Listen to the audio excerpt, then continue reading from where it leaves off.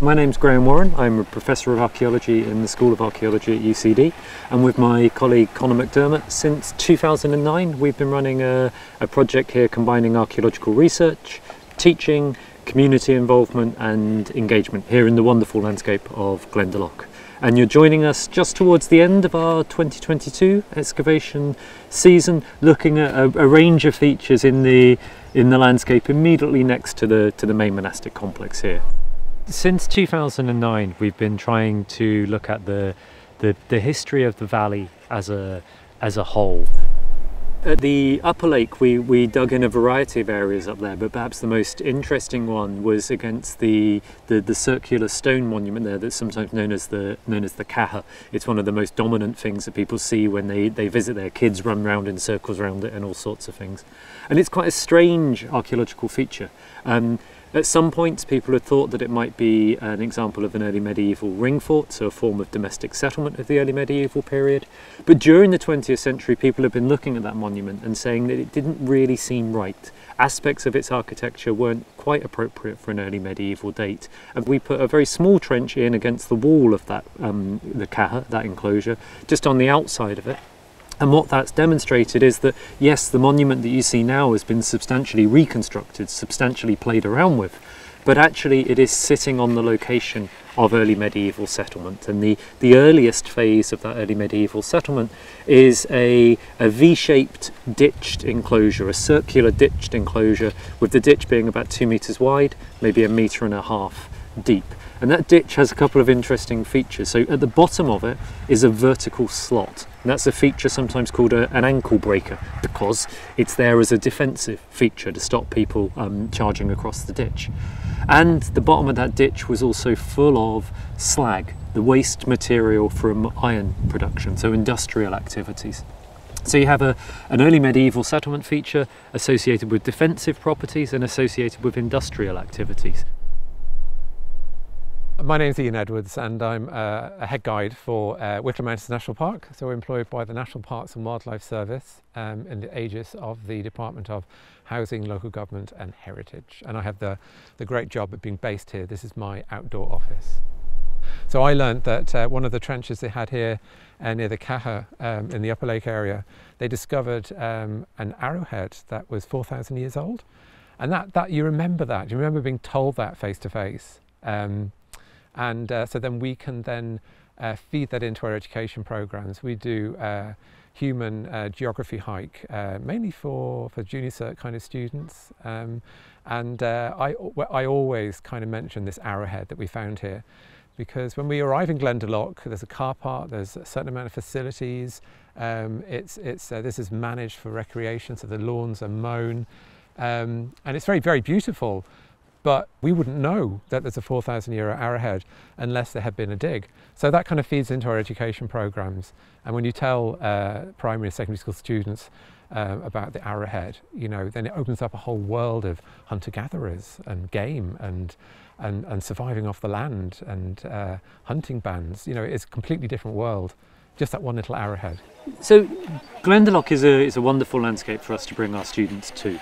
We bring them from lots of different modules and lots of different courses, and sometimes we just bring them here to walk around and explore the valley. Sometimes people spend, in these guys' cases, 2 weeks working away here. Glendalough is a brilliant place to teach archaeological field techniques, because we have really, really rich and very clear, demarcated archaeology in many places. So we have big, deep pits with stone-lined bottoms. We have stone walls that are being constructed.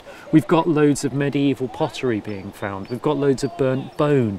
There's lots of charcoal and metal production waste. So students can learn all of the skills that they need to conduct themselves on an archaeological excavation. I'm a student at UCD right now. I heard that the dig was happening and that they needed experienced student volunteers, and I just jumped on the opportunity.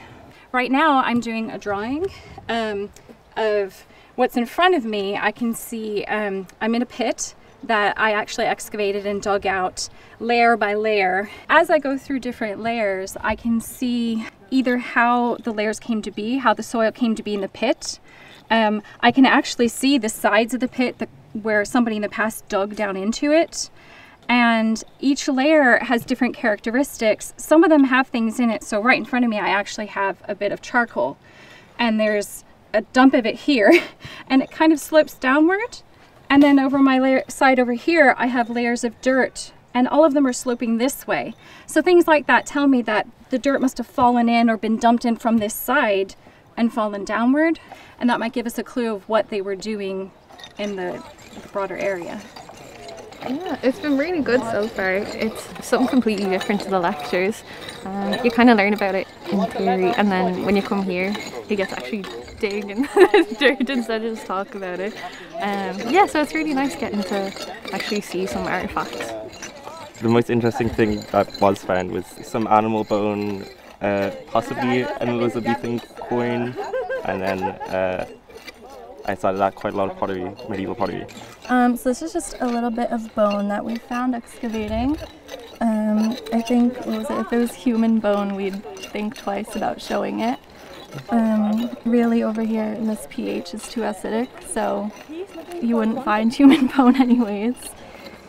So probably from field mice, something small domesticated like that. You definitely learn a lot about the past, like where we've all come from as well. You learn more about like an area as well, like Glendalough is so historic. My name is Deirdre Burns. I'm the Heritage Officer in Wicklow County Council, and I've been working with UCD for many years now, 7-8 years, on exploring the archaeology of Glendalough. That's mostly been through our partnership. It's a collaboration called the Glendalough Heritage Forum.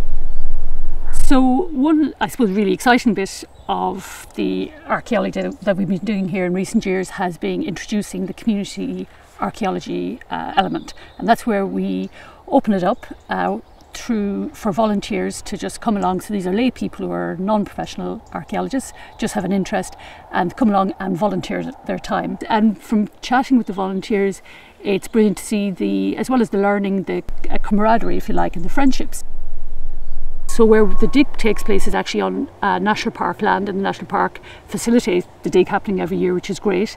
But also we will liaise with them quite a bit when it comes to the public outreach events, and in particularly things like Heritage Week this year, where the National Park ran a whole host of fabulous outings and workshops and events, and also then the OPW, the Visitor Centre, also ran quite a few events, and it was really just created this hive of activity here for Heritage Week, which is really what we want. So it was exploring everything from the bats to the flora to the folklore, the legends, and then we have the archaeology, and things like the local community are very interested in the graveyard.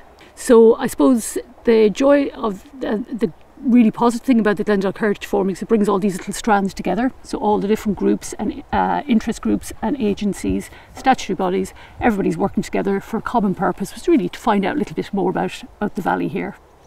So the excavations here are, the community excavations are funded by Wicklow County Council and the Heritage Council, with lots of support from UCD Archaeology, and none of this would be possible without the support of National Parks and Wildlife Service and the OPW as well, who offer us really substantial support in kind. And there's been lots of other organisations through the years which have supported different aspects of it. But any project like this in a landscape like this requires those relationships, building trust, building cooperation between all of these different agencies. And we hope we've been doing that well. There's obviously always room for improvement, and we look forward to working with all of our colleagues in the years to come.